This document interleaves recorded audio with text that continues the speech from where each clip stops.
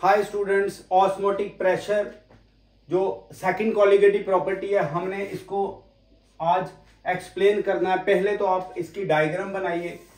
देखिए, इस colligative property को करने से पहले, ऑस्मोटिक प्रेशर को करने से पहले हमें ऑस्मोसिस के बारे में पता होना चाहिए। ये टर्म ऑस्मोसिस, ऑस्मोसिस टर्म है क्या? किसने ऑस्मोसिस टर्म कॉइंड की? इसको जो कॉइंड किया, कॉइंड बाय एबे नॉलेट। एबे नॉलेट, ये आपने याद रखना है टर्म, कुछ बुक्स में नहीं दी गई। एबे नॉलेट, मुझे कमेंट में करके बता सकते हो कि क्या आपको पता था कि ऑस्मोसिस जो टर्म है वो एबे नॉलेट ने दी। एनीवेज, ऑस्मोसिस अगर पता लगेगी तभी ऑस्मोटिक प्रेशर आप जान पाएंगे। हम इसके लिए एक डायग्राम बनाएंगे। देखिए, कुछ इस तरह से हम इसकी डायग्राम बनाने लगे।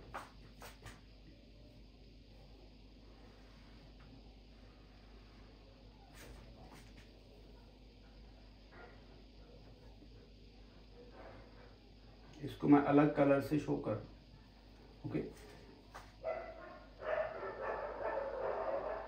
अब देखिए, ये प्योर सॉल्वेंट है, इसे आपने प्योर सॉल्वेंट लेबल करना। प्योर सॉल्वेंट डिस्टिल्ड वाटर भी हो सकता है, और इसको हम एक अलग कलर से शो करते हैं। तो ये थोड़ा सा डेंस रखिए, इसको थोड़ा सा डेंस रखिए। और ये हमारे पास concentrated solution, concentrated solution, concentrated solution को हम हाइपरटोनिक सॉल्यूशन भी बोलेंगे। हाइपरटोनिक सॉल्यूशन मैं आपको डेफिनेशन में बता दूंगा हाइपरटोनिक सॉल्यूशन क्या है। और ये जो प्योर सॉल्वेंट है, इसको हम डिस्टिल्ड वाटर लेंगे और इसको बोलेंगे डाइल्यूट सॉल्यूशन। ये डाइल्यूट है, और इसको बोलेंगे हाइपोटोनिक। हाइपोटोनिक, तो ये जो मिडल में हमने ड्रॉ किया है, this is SPM, semi permeable membrane. ये सेमी परमिएबल मेम्ब्रेन है। अब इस जो दो बीकर्स हैं, इनको आपने अनडिस्टर्बली रख देना है थोड़ी देर के लिए।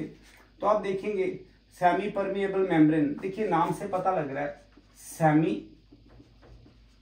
Permeable membrane. ये सेमी परमिएबल मेम्ब्रेन क्या करती है? जैसे हम घरों में जो चाय को पुनने वाली, जैसे हम चाय पोनी बोलते हैं, जब उसमें चाय डालते हैं तो क्या होता है, जो चाय में जैसे चाय पत्ती डाली या कुछ भी लौंग या कुछ भी डालते हैं, तो क्या होगा, वो फिल्टर हो जाएंगे। नीचे जो आएगा वो प्योर सॉल्वेंट की तरह आएगा, उसमें जो ऊपर रेजिड्यू, जिसे उसे हम सल्यूट बोलते हैं, वो रह जाएगा। तो सेमी परमिएबल मेम्ब्रेन क्या करेगी, ये सल्यूट और सॉल्वेंट में से इसको, जो सल्यूट है, इसको पास नहीं होने देगी। सेमी परमिएबल मेम्ब्रेन वो वाली मेम्ब्रेन है जो सल्यूट को रोक लेगी अपने से पास होने से, और सॉल्वेंट को अलाउ करेगी कि उससे पास हो जाए। ठीक है जी। तो अब होगा क्या, ये सेमी परमिएबल मेम्ब्रेन है, इसमें आप देखें, ये आपने याद रखना है, इसमें मोर सॉल्वेंट है, इसमें सॉल्वेंट ज्यादा है, और इसमें लेस सॉल्वेंट है। बस आपने इसी स्टोरी को समझ के चलना है। अब अगर इसमें लेस सॉल्वेंट है तो मोर सॉल्यूट होगा, इधर मोर सॉल्वेंट है, रादर इसमें सॉल्यूट तो हमने डाला ही नहीं। ठीक है, तो सेमी परमिएबल मेम्ब्रेन क्या करेगी, देखिए यहां से सॉल्यूट इधर नहीं आ सकता क्योंकि ये फिल्टर करेगी। यहां से सॉल्वेंट क्या करेगा, अपनी मूवमेंट करेगा इस तरफ, टुवर्ड्स कंसंट्रेटेड सॉल्यूशन। ये किसकी मूवमेंट है? ये मूवमेंट किसकी है? ये सॉल्वेंट की, ये मूवमेंट ऑफ सॉल्वेंट, ये सॉल्वेंट की मूवमेंट है।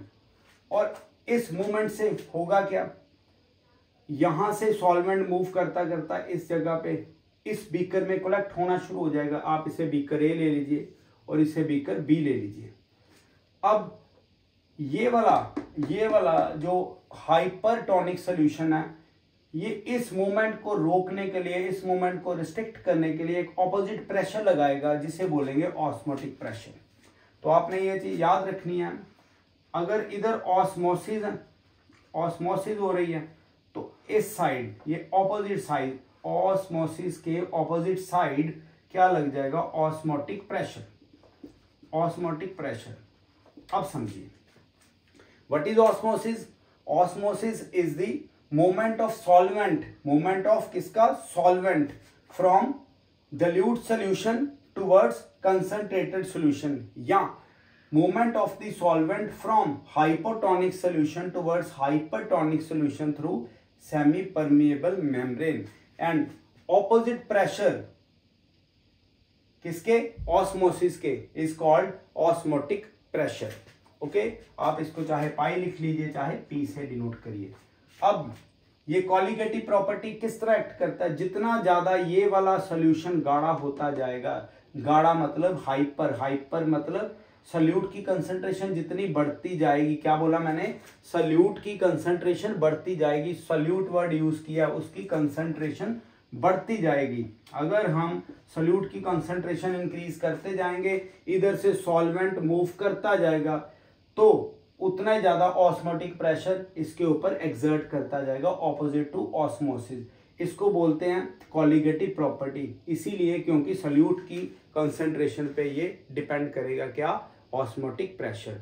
तो ऑस्मोसिस के अगेंस्ट जो लग गया वो क्या होगा, ऑस्मोटिक प्रेशर। तो ये एक कॉलिगेटिव प्रॉपर्टी है। सेमी परमेबल मेम्ब्रेन का बड़ा जरूरी रोल है। अगर आप सेमी परमेबल मेम्ब्रेन निकाल देंगे तो higher concentration of solvent towards lower concentration of solvent, तो ये डिफ्यूजन की डेफिनेशन हो जाएगी। ऑल्दो हम गैसेज में पढ़ते हैं, बट आप एक दिमाग में बात रखिए, सेमी परमेबल मेम्ब्रेन रिमूव करेंगे तो हायर कंसंट्रेशन से लोअर कंसंट्रेशन को अगर कुछ मूव कर रहा है तो वो डिफ्यूजन की तरह हम बोलते हैं, डिफ्यूज हो गया।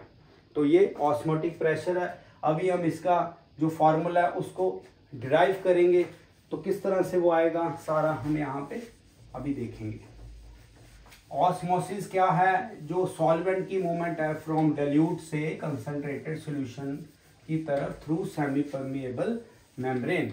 तो अब देखिए बच्चों, इसकी डेरिवेशन, डेरिवेशन किस फॉर्मूले की, डेरिवेशन ऑफ फॉर्मूला, किसका formula, formula for osmotic pressure.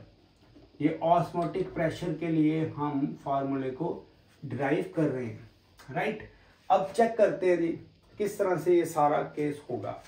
देखिए जितना ज्यादा हम, ये ऑस्मोटिक प्रेशर है पी, आप ऑस्मोटिक, जितना ज्यादा टेम्परेचर करेंगे उतना ज्यादा ऑस्मोटिक प्रेशर होगा।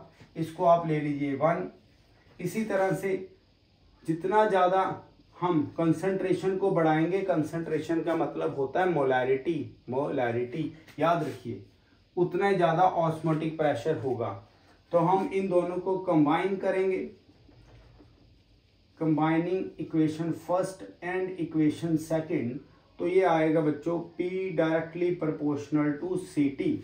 ओके, अब C हमने क्या बोला है, इट इज कंसंट्रेशन, और कंसंट्रेशन कौन सी, ये है जी molarity, this is molarity capital M, और C किसके इक्वल है, number of moles of solute divided by volume. मतलब what is molarity, it is the number of moles of the solute present in the given volume of the solution। तो आप इसको चाहे N2 लगा लो, कोई दिक्कत नहीं है, N मैं इसको N2 भी लेके लिख सकता हूं। आपको मैंने बताया हुआ number of moles of solute, number of moles किसके, number of moles of solute, fine. तो चलिए यहां पे क्या करेंगे, देखिए ये प्रोपोर्शनैलिटी कांस्टेंट यहां पे R लगाएंगे। यहां पे भी गलती करते हैं बच्चे, R को गैस कांस्टेंट बोल देते हैं, नो, यहां पे अगर हम ऑस्मोटिक प्रेशर की डेरिवेशन कर रहे हैं तो R को सोल्यूशन कांस्टेंट बोलना है, ये याद रखना बात मेरी, R is solution constant. Mostly बच्चे यहाँ पे वो ही +1 का स्टेट्स ऑफ मैटर का जो कॉन्सेप्ट है वो लगाते हैं, R मतलब गैस कांस्टेंट, नो, ऐसा कुछ नहीं करना। अब R प्रोपोर्शनैलिटी कांस्टेंट है, C हम N/V लेंगे, number of moles of the solute divided by volume, और ये टेम्परेचर, तो इसको हम करेंगे PV is equal to nRT। यहाँ P एक गलती करते हैं स्टूडेंट्स, वो क्या, इसको आप क्या बोलते हो, गैस इक्वेशन, जबकि अगर हम ऑस्मोटिक प्रेशर कर रहे हैं तो ये वाली, ये जो इक्वेशन हमने की है इसको गैस इक्वेशन बिल्कुल नहीं बोलना, this is van't Hoff equation. जो मैं पॉइंट्स बता रहा हूँ ये आपने समझ के चलने हैं और ये चीज़ें बताई नहीं जाएंगी आपको इन्हीं वीडियोस में ये पता लगेंगे। आप देख लीजिए चाहे मैंने यूट्यूब वीडियोस, वहाँ पे इसको गैस इक्वेशन बोला जाएगा, ठीक है, इसको गैस कांस्टेंट, जबकि ऑस्मोटिक प्रेशर की डेरिवेशन में इसको हमने सॉल्यूशन कांस्टेंट बोलना है और इस इक्वेशन को आपने वैन हॉफ इक्वेशन बोलना है। गलती बिल्कुल नहीं करनी। Van't Hoff factor is other thing, वो अलग चीज है, वैन हॉफ इक्वेशन एक अलग चीज है। इनके आप सिंबल्स के मीनिंग्स जानते हो तो इसको आप चाहे पाई लिख लीजिए। P is the osmotic pressure, V is the volume and number of moles of solute, R is the solution constant, T is temperature। तो इस तरह से आपने आज ऑस्मोटिक प्रेशर का जो व्यू लिया है, आप ऑस्मोटिक प्रेशर को ठीक तरह से करेंगे तो ये बहुत अच्छी तरह से आपको समझ लग जाएगी। पहले आपने ऑस्मोसिस करनी। हमने जो आज की वीडियो के की पॉइंट्स है वो क्या, पहला हमने ऑस्मोटिक प्रेशर में सबसे पहले ऑस्मोसिस देखना है। ऑस्मोसिस किसने कॉइंड किया, एबे नॉलेट ने, वन थिंग। दूसरा, ऑस्मोसिस हमेशा मूवमेंट ऑफ सॉल्वेंट है from dilute solution towards concentrated solution या hypotonic solution towards hypertonic solution। Isotonic solution में ऑस्मोसिस नहीं होगी। आइसोटोनिक मतलब दोनों साइड का प्रेशर सेम, अगर प्रेशर सेम है तो मूवमेंट होगी नहीं। फाइन। उसके बाद हमने ये देखा, ये वैन हॉफ इक्वेशन और ये हमारे पास गैस कांस्टेंट नहीं है, इट इज सॉल्यूशन कांस्टेंट। तो आज के लिए हम यही वीडियो यहीं पे स्टॉप करते हैं। अगर आपको वीडियोस अच्छी लगती हैं तो आप जरूर शेयर करिए। Thank you very much.